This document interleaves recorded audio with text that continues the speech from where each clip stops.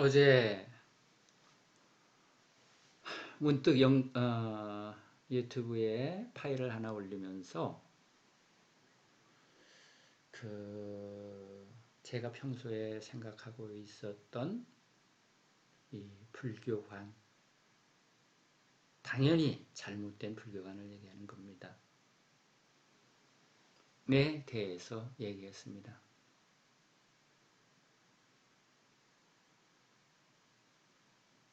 어저께도 새벽녘에 문득 생각이 나서 컴퓨터 앞에 앉아서 녹음을 했던 건데 준비가 안 됐으니까 두서없이 얘기를 했습니다.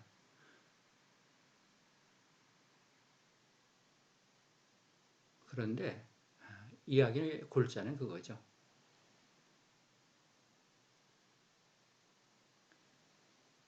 불교라는 주제를 갖고 다양한 스토리 속에서, 스토리의 전개 속에서 다양한 불교가 탄생되고 앞으로도 계속 탄생할 것이다. 이런 형태를 불교의 발전이라고 이해하는 사람들이 있는데 변천사일 뿐이지 그것이 불교의 발전이라고 할 수는 없다. 왜냐하면 그것이 불교의 발전이라고 하면 인정하는 순간 부처님의 깨달음은 완벽하지 못했기 때문이다. 못했다는 것을 우리가 전제로 발전이라는 말을 쓸 수 있기 때문이다. 라는 관점에서 말씀을 드리는 겁니다. 그래서 제가 이렇게 현재의 불교 상황을 통박하는 이유는 어저께도 제가 그 평소에 이런 말을 이제 스님들과 나눌 때는 짜증나요. 정말 짜증납니다. 그래서 막 흥분하고 스님 흥분을 가라앉히세요. 그런 얘기를 듣고 그냥 뭐 특정 대상이 아니라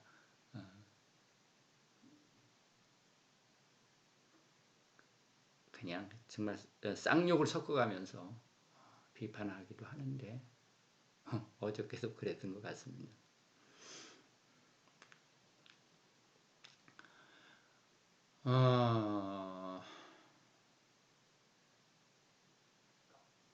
그래서 부처님의 깨달음에 대한 근본이 무엇이냐에 대해서 여러분들이 잘 생각하시길 저는 부탁드립니다. 그것이 여하시불입니다. 어떤 것이 부처인가? 라는 화두죠. 예, 뭐 간식월, 뭐 마삼근, 정전백수자가 화두가 아닙니다. 그걸 통해서 깨달았다고요? 무수하게 그런 것으로 깨달은 자는 많다고 얘기를 합니다. 그러나 그들의 깨달은 깨달았다는 그 얘기를 들어보면 그건 불교하고 아무 상관이 없는 겁니다. 스님들 그 축원하지요? 법당에서 획신통, 신통을 얻자고 하는 얘기입니다.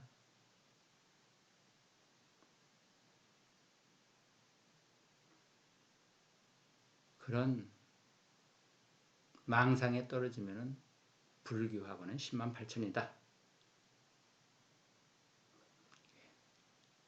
제가 무자 화두로 공부했다고 말씀드렸죠? 그것이 여하시 불로 연결이 돼야 돼요. 자, 개에게 불성이 있습니까? 물었습니다. 조주 스님이 없다라고 얘기를 했어요. 왜 없다고 했을까?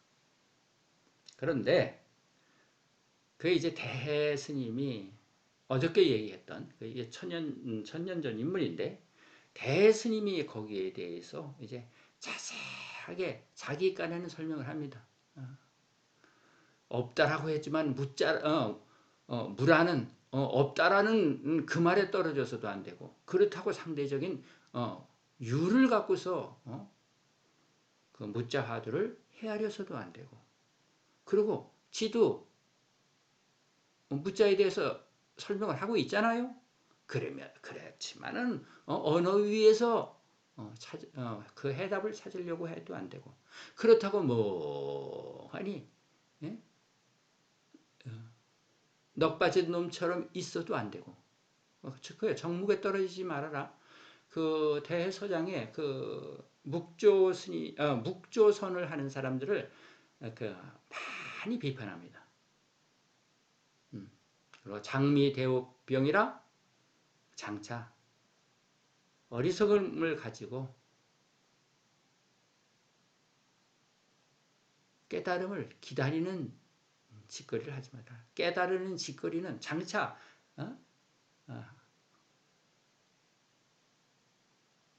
내가 깨달을 수 있다는 그 희망이겠죠. 희망에 빠져서 빠지는 짓은 어리석은 짓이다 라는 것이 그 장미대옥병입니다. 그럼 어떻게 하라는 건데? 그러니까 평생 가죠? 그러니까 평생 갈 수밖에 없는 거라. 깨달음이 그렇게 요원한 거니까. 부처님의 깨달음은 어디서 새로 생긴 게 아닙니다. 그냥 있던 거예요. 있는 거 그대로 본 거예요. 세상의 무상을 못 보는 사람이 어디 있습니까? 어저께 그 얘기 했죠? 아이들이 아이스크림을 다 먹었어요. 그랬다고 아이스크림이 없어졌다고 울지 않습니다. 아이스크림을 들고 먹을 수 있는 나이만 되면 벌써 알고 있는 사실입니다. 부처님이 그걸 깨달으신 거예요. 그걸 깨달으신 거예요.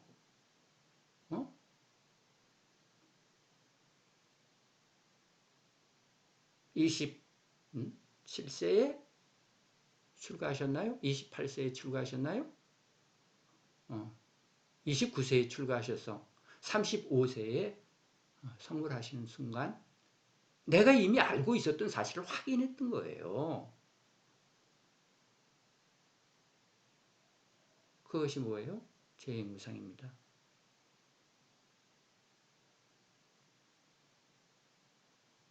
어저께 몇 번 강조했죠? 부처님께서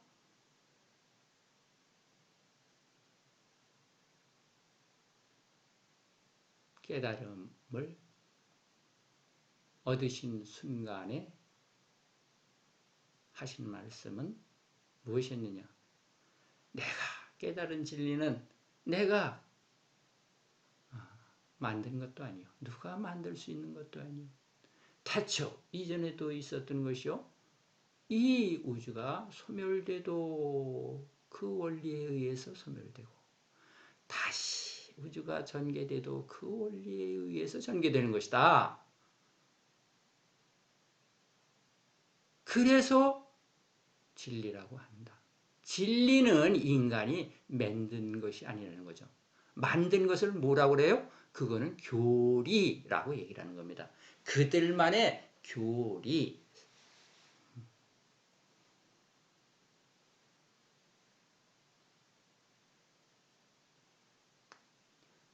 부처님이 깨달은 진리와 다른 자들이 깨달은 진리와 차이가 무엇이냐? 내가 무수히 반복했던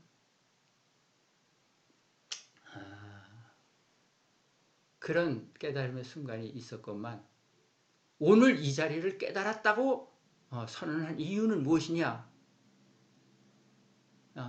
석가모니 입장으로 돌아가서 생각해도 이런 답변이 나오는 겁니다.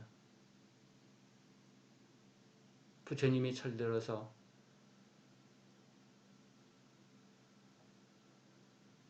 사문유관을 하면서 세상이 무상한 줄을 깊이 느꼈다. 두려움이겠죠. 인간이 태어나면 이런 과정을 겪어야 하는구나. 그걸 부처님이 무상이란 단어로 이해하신 순간이 있었을지도 모릅니다.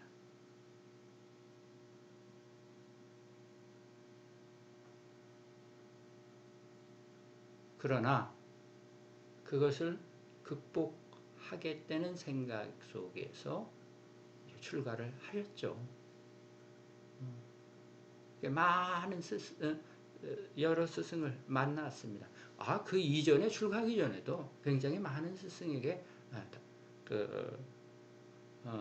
아마 물었고 해답을 찾기를 기대했을 겁니다.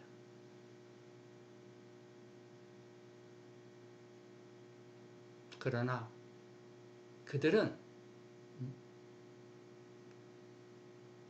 완벽한 해결책을 제시하지 못했어요. 이렇게 공부를 하면은, 이렇게 수행을 하면은 깨달음을 성취할 수 있다라고 얘기를 했죠. 그러나 그것은 생사를 끊는 것과는 상관이 없더라. 왜? 새로운 개념과 단어를 제시하는데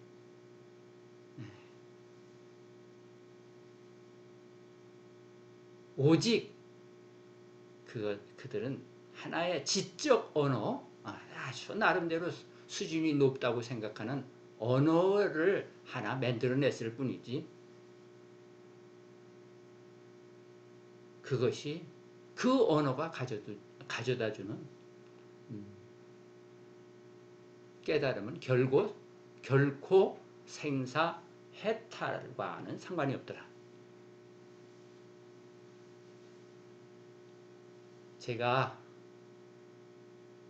저는 그 출가해서 한 7년, 8년 만에 무릎을 치고 나서는 그 어떤 스님을 찾아가서 그들의 얘기를 듣기를 한 번도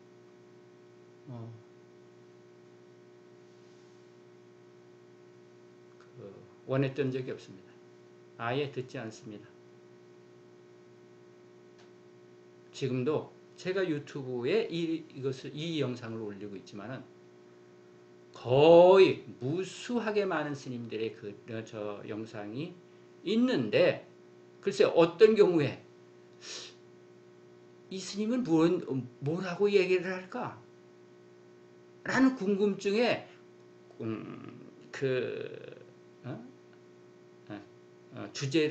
주제로서 또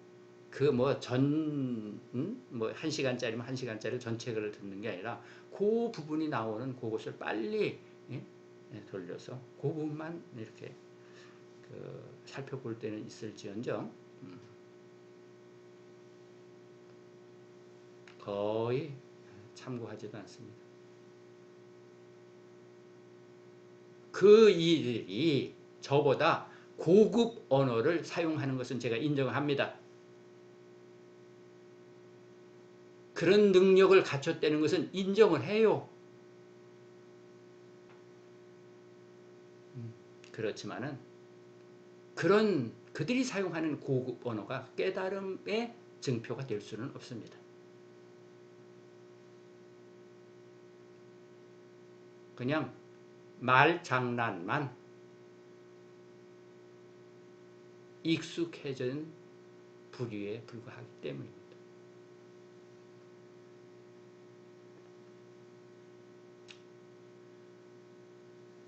그렇게 공부를 하면은 절대 공부하고는 깨달음하고는 상관이 없습니다. 그래서 꼭 2000년 전에 중국에 왕충이라는 분이 태어났어요. 그래서 그이가 40년간 써놓은 글이 있습니다. 그 글을 제가 궁금해서 찾아보니까 2016년도에 동아일보사에서 출간해놨습니다. 유일하게 그 한 권이 출간됐더라고요. 그런데 그게 절판이에요. 엄청 어렵더라고. 엄청 어렵습니다. 여러분들 그 단테의 신곡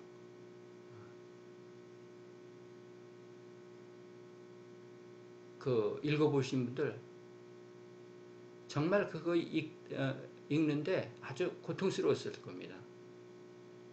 거기에 등장하는 많은 인물들의 이력을 알지 못하면은 그 단테 읽어봐도 소용이 없어요. 그들이 처해져 지옥이라든가 이런 데 처해져 있는 상황이 그 상황을 제대로 이해하려면 그 인물의 이력을 알아야 되잖아요. 그걸 모른 채 그 단테의 신곡을 읽어서는 감흥이 없는 거예요. 그러니까 목사들이 그런 것을 갖고 그냥 지옥의 그런 어떤 아주 고통스럽고 정말 두려운 그런 상황을 묘사하는 걸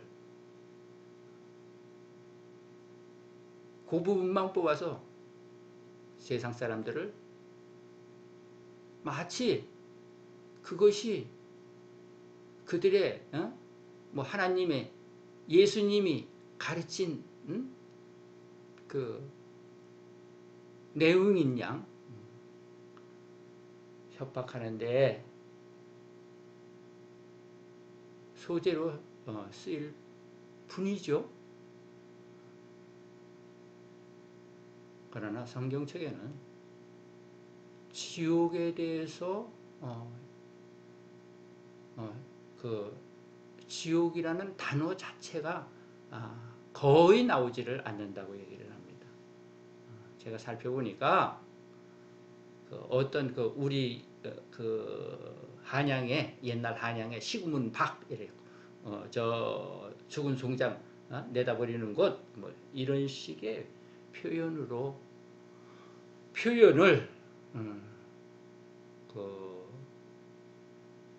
한국에서는 번역하기를 지옥이라고 했을 뿐이지 실제적으로 부처님 예수님께서는 지옥이라는 명칭을 사용하신 적이 거의 없다. 이렇게 성경학자들은 얘기를 합니다. 그런데 단테 신곡을 갖고 거기에서 나오는 그 묘사를 그보다 더 처절하게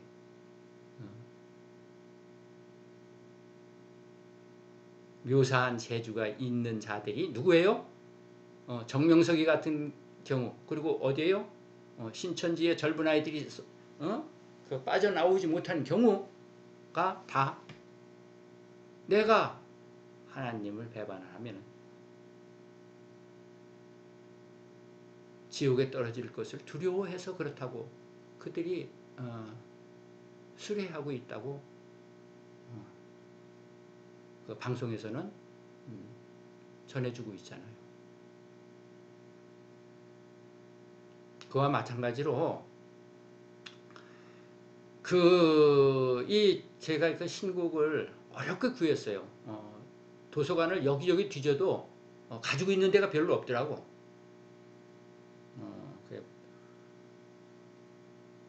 신곡 논형이란 책을 어렵게 도서관에 에서 구해서 봤는데 1050페이지짜리입니다.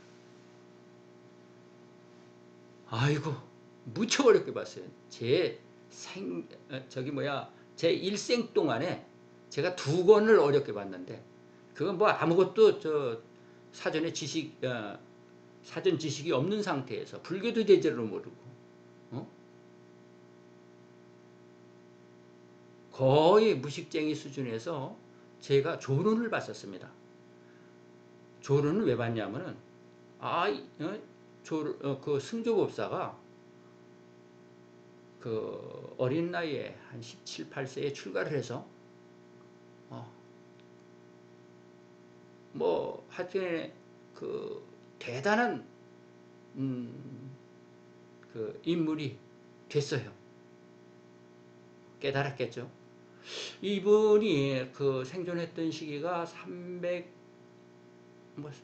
320년에 그쯤에서 아마 돌아가셨을 거예요. 32살에 어떻게 32살에 열반에 든 입적한 스님의 글이 불교사에 남을 글이라고 평가가 되는가, 이게 궁금했어요. 제가. 그리고 거기에 열반 문명론이 있습니다. 열반이라는 것, 깨달음이라는 것에 대해서 이분이 설명을 해놨다는 거예요.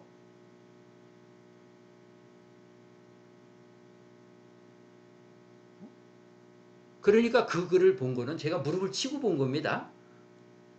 아무것도 모르는 순간에 본 게 아니라, 아무것도 모른 채 본 게 아니라, 그때는 내가 불교를 이해한 것 같아. 그 제대로 이해했나? 이 책 저 책 많이 봤어요. 물론 경전부터 봤죠.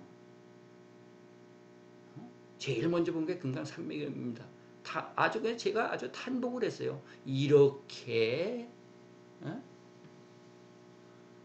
불성에 대해서 여하시불인 있고, 그렇지? 묻자 봐도 어떤 것이 불성입니까? 없다. 왜 없다고 했을까? 그게 그렇게 들어가면 안 돼요.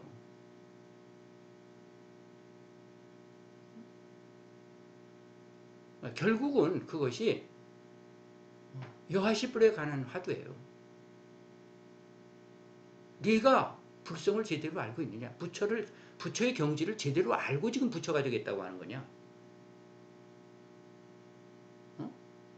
불성도 모르는 놈이 불성을 모른다면은 불성을 거론할 자격이 없다, 그 얘기예요. 불성을 알고서 불성이 있니 없니 물어야지. 이게 나하고 대화가 이루어지는 거지. 네가 불성도 모르는데 네가 나한테 대고 불성을 모르면 어떡할 거요?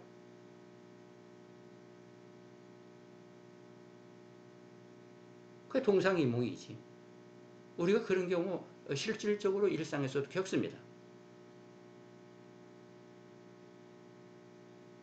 몇 번 뒤에 나를 보는데 이게 지금 주제를 엉뚱한데 각자 갖고 있는 채 지금 그 대화 말을 맞춰 나가려고 하는 거예요. 한 사람은 배를 생각하면서 배에 대한 이야기를 하고 있고, 한 사람은 사과를 생각하면서 이야기한다고 보세요.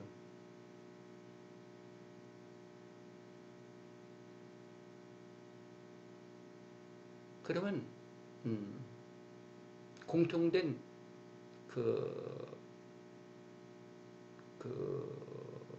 어떤 합의점을 찾을 수가 없죠. 그 불성도 모르는 상태에서 네가 나한테 불성을 묻는다면 그건 무슨이요? 그 네가 제대로 불성도 모른 채 개에게 불성이 있느니 물어? 그러나 네가 지금 불성을 들먹거릴 때에는 네 나름대로의 불성관이 있겠지? 불성에 대한 뭔 생각이 있겠지? 그런 건 없어. 그건 네 생각뿐이지. 그래서 무 그런 겁니다. 그러면 물은 자가 물은 스님이 해야 할 일은 뭐예요? 불성을 제대로 알아야지. 그렇죠? 먼저 시급한 건 그거예요. 불성이 과연 뭘까 정말? 뭘 불성이라고 할까? 이렇게 들어가면 제대로 들어가는 거죠. 그래서 모든 화두는 여하시 불이다. 여하시 불이다. 어떤 것이 부처냐? 그런데 그 부처가 뭐예요? 부처를 뭐라고 생각을 해요?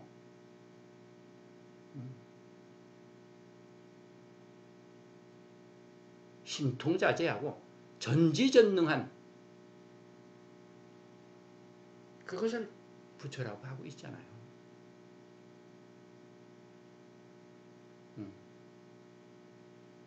그래, 그런 대목들이 실려있는 경전을 그런 식으로 묘사한 경전이 이제 대승경전인데,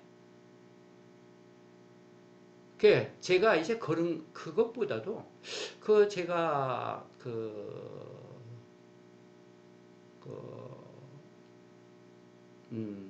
제 눈에 들어왔던 것은 깨달음에 대해서 어떻게 설명을 하고 있느냐? 이런 대목들이 정말 가슴에 와닿았어요. 일념 동정 망상이라 그렇게 망상 피지 마라. 저 큰 스님들이 법상에 올라가서 말씀을 하시는데 그 망상이 뭘까? 일념 동정 망상이래. 이야, 기똥차구나. 그게 거기 있더라고. 일념 동정 망상이라. 일념이 한 생각 움직이면은 망상이다. 공이기 때문에 무상이고 공이기 때문에 무상이래. 자, 공하면은 아무것도 있는 바가 없다면은 허공에 무슨 상이 있어요. 지금 그 무상이라는 얘기는 제가 재행무상하고 다른 상자를 얘기하는 겁니다. 그거는 항상하다 하는 재행무상의 상자는 항상하다는 얘기고, 이거는 모양상자예요. 형상이 어떻게 생겼다. 공이기 때문에 무상이고 무상이기 때문에 무작이다. 그렇지. 허공을 어떻게 조작할 거요? 허공을 동그랗게 만들 수 있어요? 네모나게 만들 수 있어요? 길쭉하게 만들 수 있어요? 그냥 말 그대로 이해해도 그런 거야. 허공이기 때문에 무작이다. 그러니까 거기에는 말이 필요 없는 자리죠. 그래서 구하는 바가 없고 원하는 바가 없으면 해탈이다. 이렇게 돼 있어요. 우와, 제가 경전을 보면서 탐복을 했어요. 그걸 보면서. 공이기 때문에 무상이요? 무상이기 때문에 무작이요? 무상이기 때문에 무작이요? 무구, 무원이면 해탈이다. 맞잖아. 구하는 바가 없고 원하는 바가 없어요. 그 정도면은 정말 대도인의 경지지.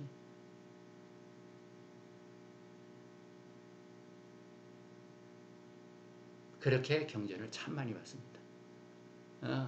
그런 대목, 뽑아내는 재미에 그 대승경전을 부처님 말씀인 줄 알고 봤다 그 얘기예요.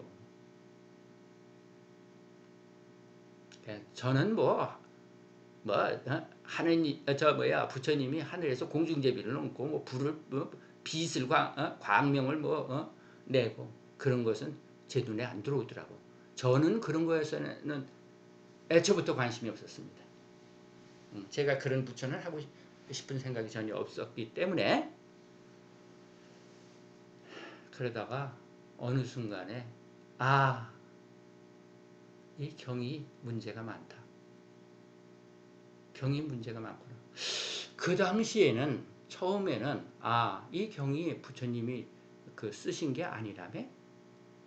그러면 뒤에 받아 적은 사람들이 부처님 말씀을 받아 적은 사람들이 자기의 어떤 의지, 자기의 어떤 욕망 이런 것이 살짝 반영돼서 이런 글귀가 있는 거구나. 그래서 이제 제가 그래서 제가 20년, 25년 전에 책을 썼잖아요. 거기에서 그 얘기를 했습니다. 무슨 얘기를 했냐면은 경은 깨닫고 봐야지 제대로 볼 수 있는 것이다. 지금 드렸던 말씀이 그 내용입니다. 깨닫고 보지 못하면은 부처님이 허공 중에서 공중제비하고 광명 놓고 이런 것만 들어오겠지. 저는 그런 거는 전혀 들어오지 않았습니다.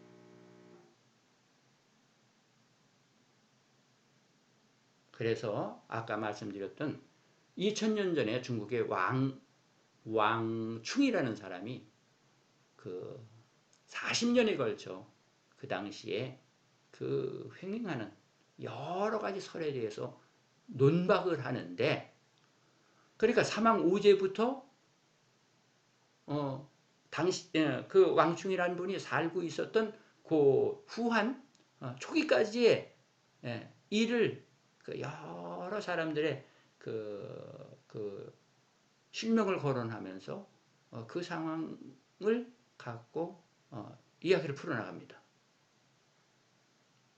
그 중에 하나 설명드릴게요. 자, 우리가 기우제를 지나잖아요. 비가 오면은. 비가 너무나 많이 오면은 또 하늘에 비를 멈추게 해달라고 제사를 지낸단 말이에요. 아니, 아무리 감으로도 비가 올 때가 있고, 아무리 하늘이 뚫린 듯이 오는 비도 멈출 때가 있지. 그게 기우제 지낸다고 될 일이요? 하늘에 제사 지낸다고 될 일이요?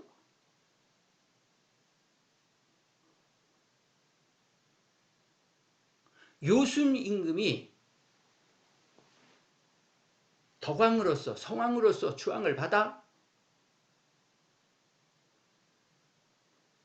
그때도 기갈과 홍수와 가뭄은 반복됐다. 그것이 어떻게 왕이 부덕한 탓으로 돌리냐. 그렇다면 참말로 기우제로서 비가 오고 하늘에 제사를 지냄으로써 비가 그쳤다면 겨울에 혹독한 한파에 짐승은 물론 사람도 죽어나 오먹할 때에 왜 그때는 따뜻하게 해달라고 제사 안 지내? 왜 혹서에 많은 사람이 더위를 먹고 픽픽 쓰러져 갈 때 그때는 왜 서늘하게 해달라고 제사 안 지내? 웃기는 일이 아니가. 그 얘기를 왕충이 하고 있어요. 그러면서 맹자 공자님의 사상도 시비를 하지만은 그 제자놈들이 너무나 나쁜 놈이다. 그 얘기를 합니다. 지금의 유학자들, 이자들이 하는 짓거리는 이것이 우리 스승의 고명하신 스승의 말씀을 적어놓은 경이라고 해서 전혀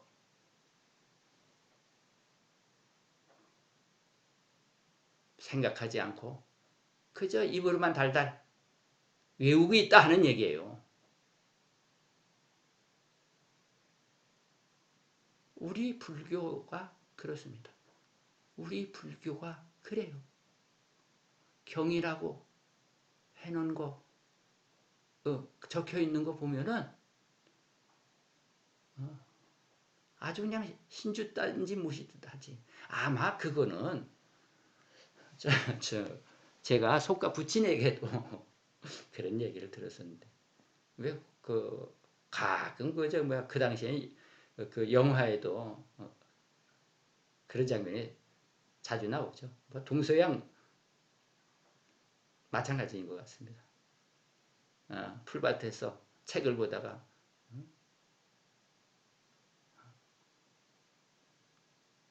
베개 삼아서 베고 낮잠도 자기도 하고. 책을 그렇게 다루면 안 된다. 그 소중한 책을 그래 베개를 그 베개를 여기면 되겠느냐. 옛날에는 너무나 책이 귀했죠. 너무나 귀해서 그런 그 생각도 우리가 갖게 된 것 같아요. 그런데 경전은 어때요? 경전을 그렇게 여기면 큰일 나겠죠. 요즘에 봐요. 경전도 다 읽고 나면은 페이지 페이지 더미에 갖다 버리잖아. 그런 세상이 됐어요. 그랬는데 왕충이 보니까 이 맹자 제자라는 놈들이 아주 그 글자 한자 한자 적힌 것을 아주 그대로 믿고 있더라. 그 얘기예요. 우리 불교에서 가장 잘 써먹는 저 공자님 얘기 중에 하나가 생이지지 얘기가 나와. 생이지지 태어나면서부터 다 안다. 그런데 그걸 그렇게 이해하면 안 돼요. 부처님이 생이지지였어요? 그래서 35년 만에 깨쳤어? 그건 날 때부터 다 아는 걸 생이지지라고 하지. 육조가 생이지지라고? 그래서 출가할 때까지 20여 년간 그 시골 무지랭이로 지냈는가? 모습을 감췄는가? 감추느라고 그 짓 했는가? 공자님이 생이지지를 얘기를 했을 때에는 이런 뜻이었을 거예요. 생이지지라면 얼마나 좋겠느냐. 그렇잖아. 얼마나 좋겠어. 지금 애들이 얼마나 시달려요. 세상에 필요한 지식. 그래야지 나중에 인간구실 할 수 있으니까. 그 대여섯 살짜리가 벌써 학원에 들락날락 하면서 한두 살 더 먹을 때마다 학원이 하나씩 늘어나잖아. 제가 중학교 갈 때 그 공부를 어떻게 했느냐. 밤 11시까지 공부했어요. 그때 이제 극빈자들, 도시락을 못 싸오는 아이들을 위해서 이제 그 옥수수빵이 나왔어요. 근데 제가 지금 그 상황을 정확하게 지금 알 수는 없고, 그래서 도시락을 못 싸오는 아이들에게는 그 옥수수빵을 주는데, 중학교 진학을 할 아이들에게는 저녁에 그 빵을 한 덩어리씩 줍니다. 그래갖고 언제 그 학교가 파하느냐? 11시에 파했어요. 12시에 통금인데. 그 집에 들어오면은 먼 친구들, 저는 한 10분 거리에 있었어요. 먼 친구들은 산 넘어가는 친구들이 있었다고. 산 넘어. 뭐 그 큰 길 따라가더라도 가로등이 없기는 마찬가지지. 산 넘어가는 친구들. 그건 12시에 도착했겠지. 근데 저 같은 경우에는 집에 도착해서 이불 뒤집어 쓰고 이제 내일 모레가 얼마 안 남았으니까, 몇 개월 안 남았으니까 입시 시험이 또 공부해요. 수련장 정말 그 새까맣게 밑줄 쳐가면서 달달 외웠지. 그리고 새벽 5시에 일어나요. 그거 다 보고 자면은 1시간 넘지. 그럼 5시면 또 일어나는 거야. 어? 그래서 또 자기 전에 봤던 수련장을 봤던 걸 또 밑줄 쳐가면서 보고 책 교과서가 새까매지도록 연필로 밑줄 쳐가면서 봐요. 그리고 아침 6시에 새벽밥 먹고 저기 7시까지 학교에 도착해야 돼. 그 오전에 자습하고 얼마나 고통스러워. 그게 그 국민학교 6학년, 초등학교 6학년 때 얘기인데. 생이지지가 뭐예요? 생이지지면 얼마나 좋겠어요? 그럴 일 없잖아? 내가 다 아는데. 그래서 요즘에 일론 머스크가 그거를 발표했죠? 제가 일론 머스크로 알고 있는데 일론 머스크인가 마이크로소프트에서 발표했나? 머리에 칩을 심는데 그러니까 지금 8만 대장경이라는 그런 방대한 그런 정보가 새끼 손톱만한 그런 데 다 들어가잖아. 이걸 머리에 딱 심으면은 배울 필요가 없지. 배울 필요가 없잖아요. 모든 정보가 거기 다 있는데. 그래서 이제 그런 발상도 지금 하고 있는 건데 생이지지라면 얼마나 좋겠느냐. 공자께서 생이지지는 그런 식으로 사용을 했죠. 그런 식으로 말씀하신 거지 생이지지가 있다라는 뜻이 아니었어요. 그런데 우리 불교에서는 부처님이 생이지지고 우리는 지금 육조 스님을 하레비로 여기니까 그래서 조계종이잖아요. 조계산에 계셨거든. 계시긴 조계산에 처박혀 있었지. 그래서 조계종이에요. 그, 어? 그 법을 읽겠다고. 그 조계에 있던 육조가 생이지지라. 그런 게 있어. 그래서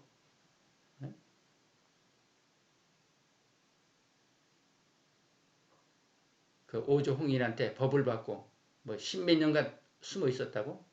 왜 깨달았으면 당당하게 펼쳐야지.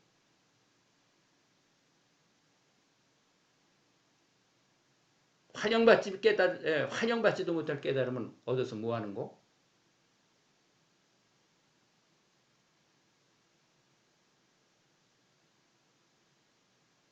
깨달음은 만 사람, 천 사람 다 인정할 수 있는 대목이에요. 어떤 자만 특별히 향유할 수 있는 그런 것이 아니죠.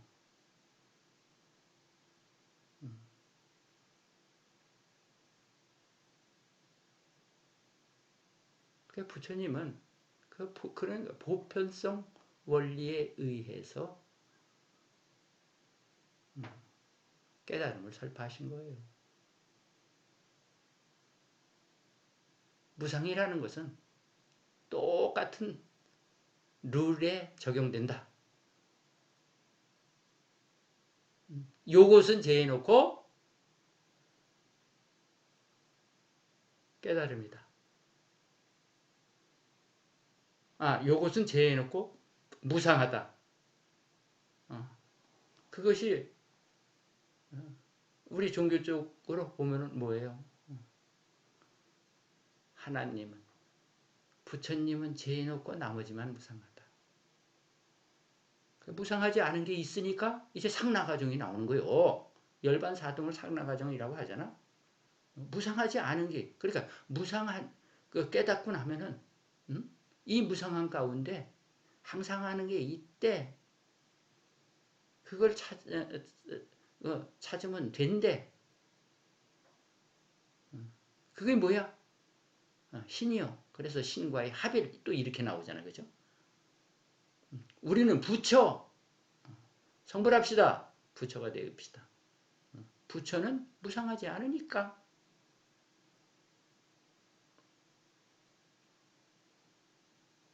그런 부처가 지금 억만 개가 되더라도 아무짝에 쓸모없는 거고.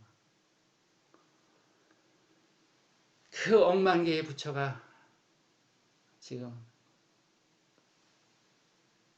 세상을 이 지경으로 만들었겠어요? 그런 부처 여러분은 되고 싶습니까? 우리가 부처가 됩시다, 성불합시다 하는 뜻은 그런 뜻이 아니지.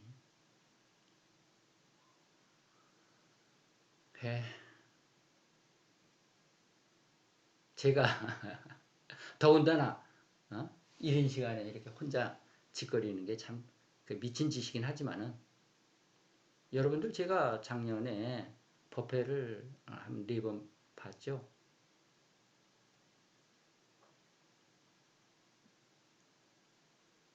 저는 만나는 사람이 거의 없습니다.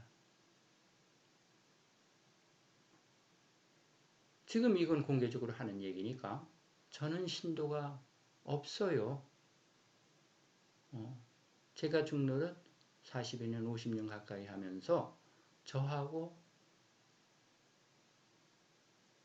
그 인연 맺은 신도들이 한 손에도 못 꼽습니다.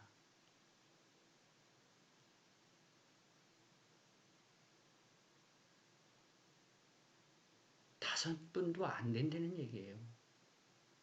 그분들을 하고 같은 공간에 있다면 말이라도 되겠지? 그럴 수 있다면은, 그랬다면은 제가 그 법회를 보면서 그 말이 막혀갖고, 중간중간 말이 막혀갖고,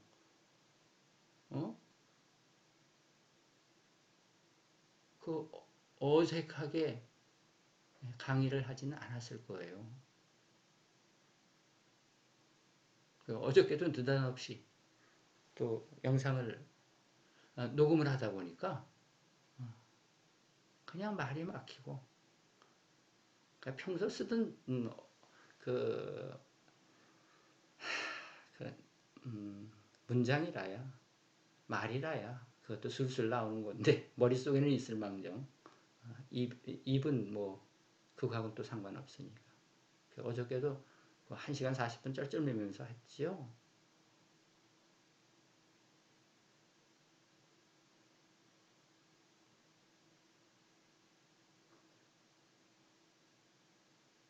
그래요.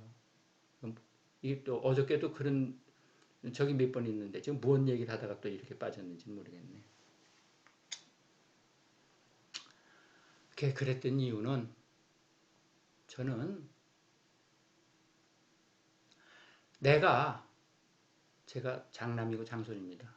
부모 형제를 버리고 출가를 했는데 누가 내 얘기를 듣고 방긋방긋 웃어줄까? 거기에 대해서는 한 번도 생각해 본 적이 없습니다. 그러려면 당연히 생활하는데 애로를 겪겠죠? 그래서 생식을 했어요. 생식도 쌀 한 대박하고 배추 2포기 갖고 한 달씩 살았어요. 그럼 몇 푼 안 될 테니까.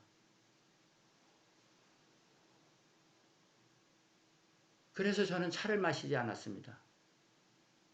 차를 마시는 정도가 아니라 지금 이렇게 혼자 살아도 물을 안 마십니다.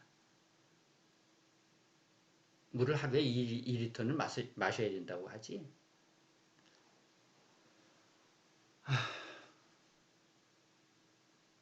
그리고 염불 안 했어요. 염불을 하면은 스님. 어저께도 말씀을 드렸지만 제가 노래를 참 좋아했습니다. 노래 잘하는 사람들이 염불가락이 좋아요. 제 염불가락이 배운 것은 아니대. 어산 흉내는 못 내대. 그렇게 듣기 싫은 편은 아니라고 합니다. 근데 염불하고 나면은 스님 목청 좋다. 아이고 축원해 주셔서 감사합니다. 그게 정말 통했을까?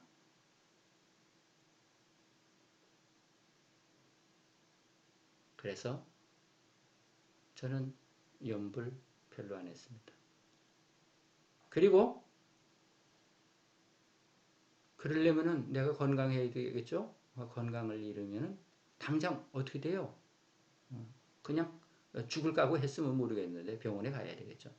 약 사 먹어야 되겠죠. 그 돈 어디서 구해? 그러면 또 신도들 구미에 맞추는 짓거리 할 수밖에 없어. 그래서 내 건강은 내가 지켜야 되겠다.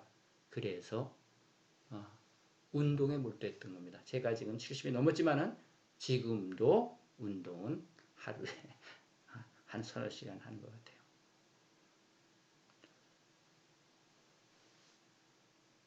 그래서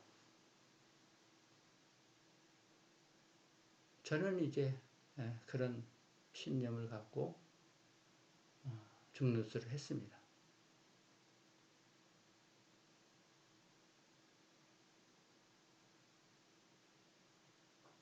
제 왕충이 그 힐난하는 그런 부분이 제자라는 자들이 지 스승이 남긴 말이라고 그걸 신주 딴지 모시듯 하기만 하는데 이건 잘못됐다. 거기도 이제 생이지지 얘기가 나옵니다.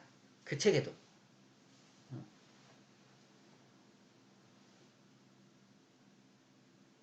요즘에 유학자들이 그 생이지지는 있을 수 없다라고 얘기를 하더라고요. 또 아주 완곡하게 그렇게 표현을 하되 지 스승이니까 지금 제가 얘기하는 식으로 세상에 그런 것이 어딨어 이런 정도는 아니고 아주 완곡하게 그 생이지지 그래 그래서 저는 그걸 그렇게 이해를 합니다. 원래 중국 그 한문 문장이 아주 그냥 압축시켜놓은 뜻을 압축시켜놓은 거잖아요. 그러니까 거기에 그 공자께서도 그런 뜻으로 말씀하셨다. 제가 그렇게 이해를 하는 겁니다. 그래서 저는 그런 해석을 보지 못했는데 제가 지금 저는 그런 식으로 이해를 한다 그 얘기입니다. 생이지지가 있다면 얼마나 좋겠느냐. 모두가 생이지지라면 얼마나 좋겠느냐. 그렇게 그런 뜻으로 생이지지를 말씀하셨다. 그러나 그럴 수가 없으니까 배워서 알아야 된다. 알지도 못하면서 배우지 않으려고 하는 자, 참 그 웃긴 부류다. 이제 뭐 이렇게 이제 생이지제 때문에 연결이 되는데, 그런데 그 말을 부처님 말씀만큼이나 철떡같이 믿는 자들이 있다. 그래서 반복해서 부처님이 생이지지요.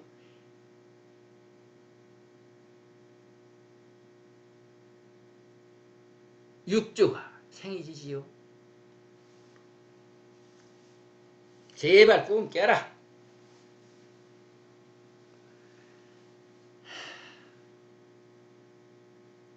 부처님의 깨달음은 결코 어려운 것이 아니었다. 왜?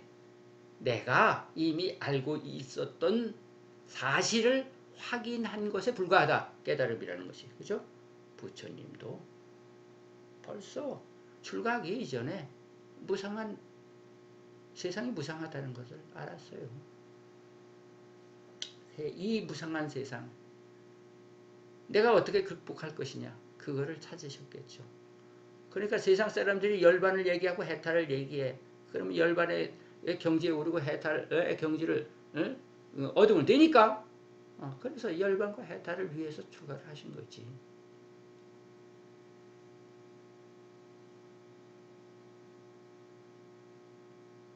그래 열반과 해탈을 얘기하는 스승들을 만나서 그 당시에 그 스승들을 만나서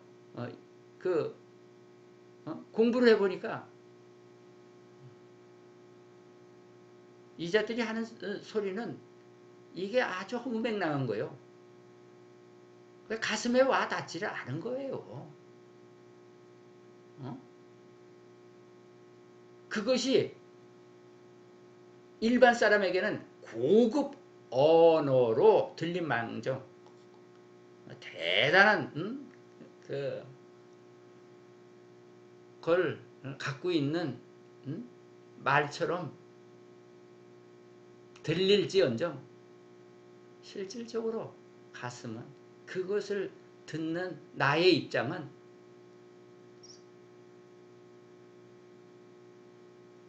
허망한 소리로밖에 부질없는 소리로밖에 안 들리더라.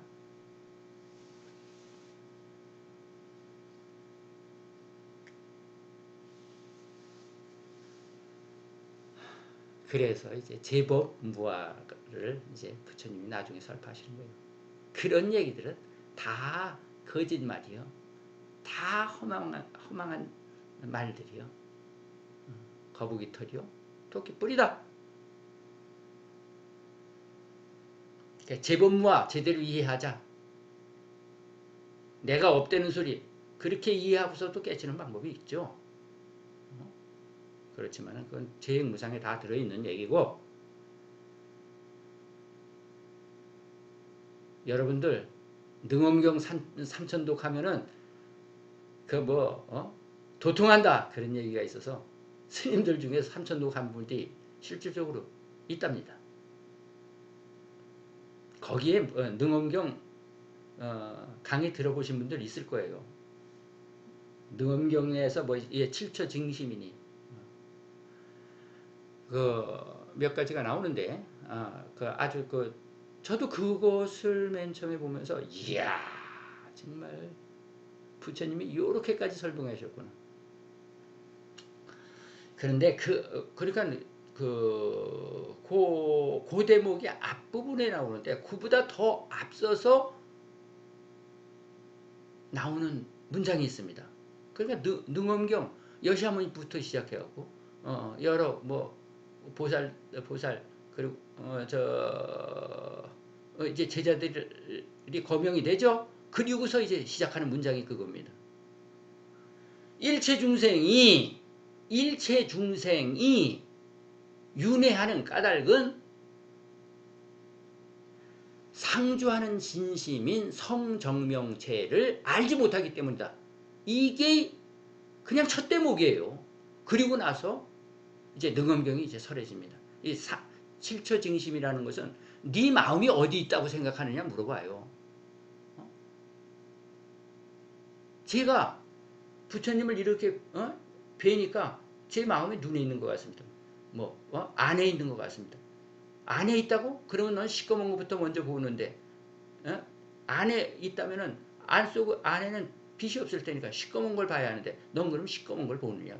제가 눈을 감을 때는 깜깜한데 그땐 제가 안을 보는 것 같습니다. 이때 이런 얘기 들으셨죠? 예, 이것이 칠처징심이라고 얘기되는 부분입니다. 그건 어떻게 됐건 간에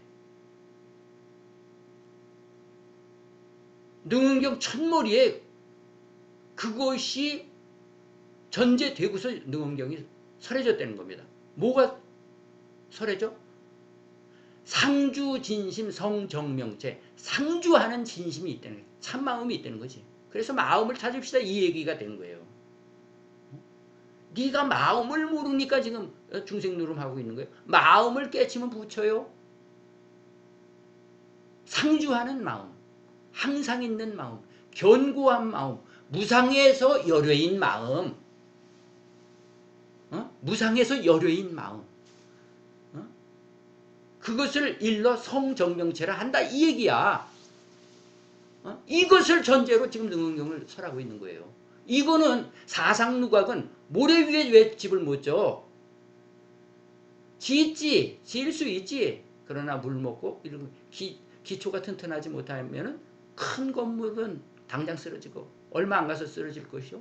가벼운 건물은 한참 가겠지. 그 사상누각도 가능해. 그러나 공중에다가 허공중에다가 집을 지을 수 있어요?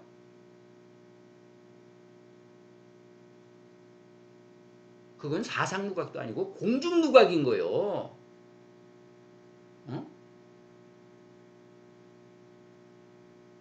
대승경전이 다 그렇다고 그 얘기예요. 법화경 뭐 얼마인지 몰라. 뭐 몇만 부 찍으면은 남북 통일된다고. 제가 절에 들어오니까 그때도 1년에 몇 권씩 받아요. 해인서에 몇 권씩 들어와요. 그 법공양문 그냥 수없이 찍어내는 거예요. 이거 뭐 1000만 문지 3000만 문지 그렇게 원력을 세우고 찍어댄 건지. 어느 스님이 그때도 그러시더라고요. 아 그것만 찍었겠어?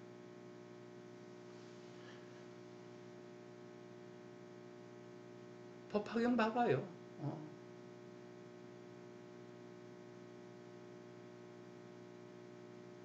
그걸 경전이라고.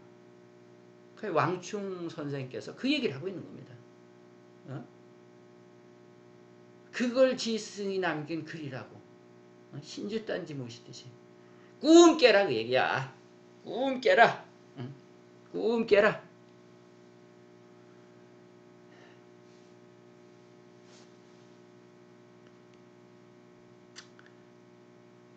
자, 얘기. 벌써 1시간이 넘었어요.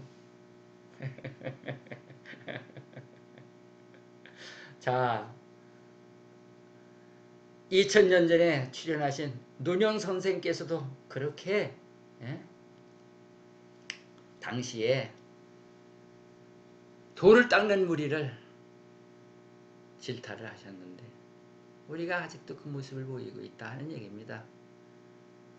불교도 불교 상황도 다르지 않더라 하는 얘기입니다. 제발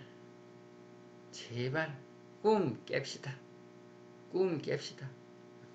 어저께 하도 제가 느닷없이 뭐 새벽 2시인가 하고 싶은 얘기가 있어서 떠듬거리면서 글을 올렸는데 오늘 보충했어요.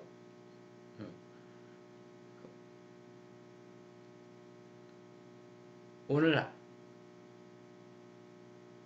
또 하다가 건너뛴 얘기가 있을 거예요. 어저께도 뭐 얘기를 뭐 한참 짓거리다가 보니까는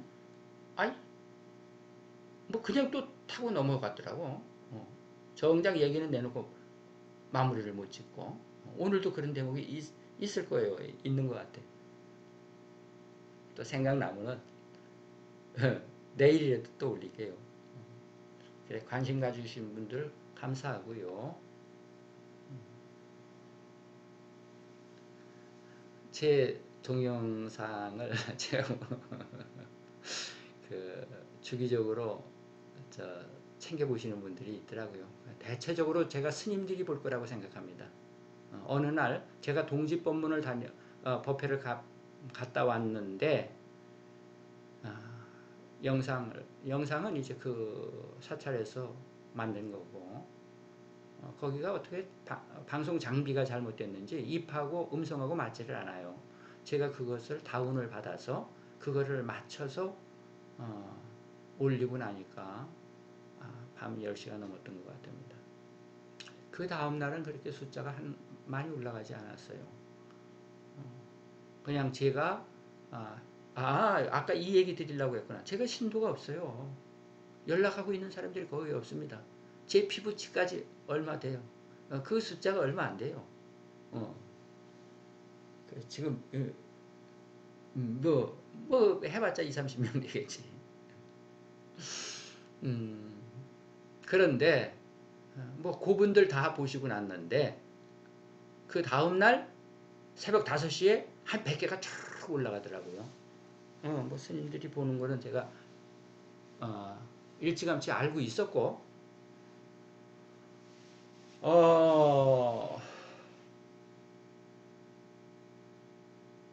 그러니까 이제 5시에 우리가 공부 시간이 끝나니까 아침 공부 새벽 정진이 끝나니까 스님들이었구나. 8시부터 쫙 한 200개가 짜르르르 올라가더라고. 그러니까 그 아침 시간에만 한 300개가 쭉 올라간 거예요. 8시에 올라간다? 출근해야 되고 애들은 학교 가야 되고 그러니까 얼마나 다들 바쁠 거예요. 왜 8시에 올라가지? 달력을 이렇게 보니까 그날이 스님들 목욕 삭발이더라. 5시는 아침 정진 끝나고서 보신 거고 8시는 아침 공양하시고 목욕하시고 목욕 삭발하시고 이제 그러면 8시 되는 거거든. 그때부터 쭉 올라가고 한 300개가 쭉 올라가 버리더라고. 내가 그래서 이 영상은 이 파일은 스님들이 보시는 줄 알고 있습니다. 일찍이 어떤 분이 저한테 얘기하시더라고요. 이게 지금 신도들을 들으라고 하는 얘기가 아닌 것 같습니다. 스님 지금 신도들한테 하는 얘기가 아니고 이거 우리들 들으라고 하는 얘기죠. 스님들 들으라고 하는 얘기죠. 네, 맞습니다.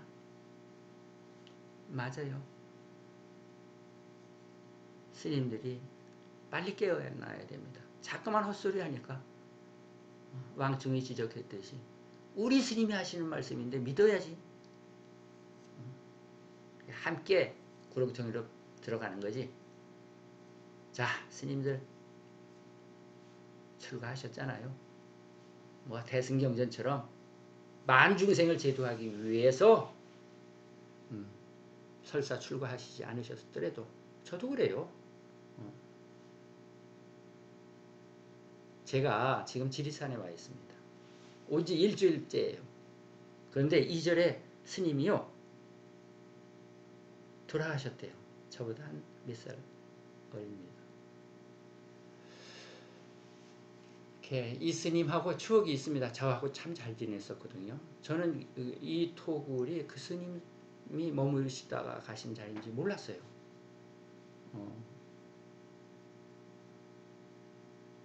사제가 저를 여기다 데려다 놨는데 사제 스님이 저한테 일부러 숨겼던 것 같아. 뭐 그 빈 토굴이 있는데 몸이 아프셔서 나가셨어요.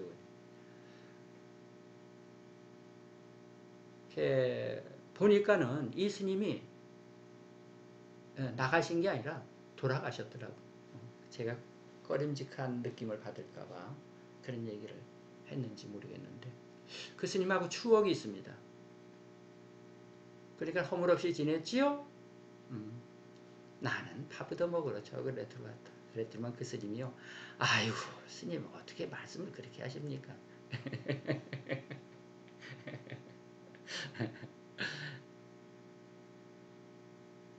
듣기 거북했던 모양이에요. 저는 대원력을 세우고 출가한 사람이 아닙니다. 그렇더라도 제가 생식을 하고 일중식을 하면서 여지껏 살아왔을 망정 제가 피땀 흘려서 얻은 식량이 아니었죠? 여러분들이 다 제공해 주신 그 시주물로 제가 살아왔습니다. 그 보답을 하기 위해서 이런 영상을 올리는 겁니다. 그래서 늘 감사한 마음이 있습니다. 제가 깨달은 바는 여러분에게 말씀드려야 할 필요가 있다라는 생각 때문입니다. 어쨌거나 모두 금생에 성불하셔서 깨달음을 깨달으시고 더 이상 생사윤회의 굴레에 빠져들으시지 않기를 축원합니다. 성불하십시다.